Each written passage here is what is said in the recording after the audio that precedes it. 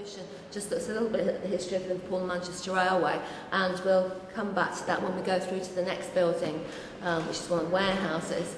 But this set of engravings was done for just after the opening of the Liverpool and Manchester Railway in 1830, and it shows some of the stations along the way and the kinds of locomotives that were used on the railway. And the point about the link to slavery here is that it's a really pretty obvious one. The big reason why a railway was built between Liverpool and Manchester was that Liverpool was where the raw cotton came in from the United States and other parts of the Americas, and Manchester was the distribution centre and for both raw cotton and finished cotton after raw cotton had been made into finished goods. So Manchester's a key point in then moving the raw cotton onto other places, and in the opposite direction, feeding the finished goods into Manchester, going through the Manchester Cotton Exchange, out to Liverpool and out for export. So good transport between Liverpool and Manchester was really critical to the ongoing success of the Lancashire cotton industry. And in the 1820s, what was the best way to do that was the whole new idea of railways.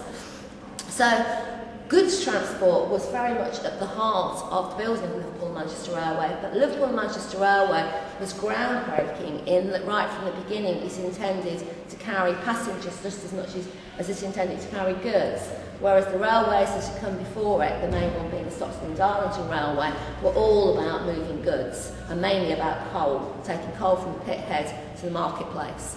Liverpool and Manchester Railway was about moving people, because a lot of people engaged in the cotton trade had to travel between Liverpool and Manchester to go to the exchanges to do their business, and also goods, but not just cotton, a whole wide range of goods, livestock and grain and all kinds of foods to feed people, a wide range of goods, the widest possible range of goods. So Liverpool and Manchester Railway is the first modern railway, it's the blueprint that the rest of the railway network is based on.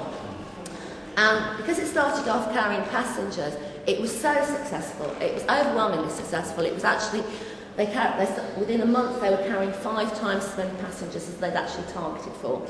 And that meant that they didn't have enough locomotives to actually carry out goods services as well. So actually they had to wait till December 1830 when they had more locomotives delivered.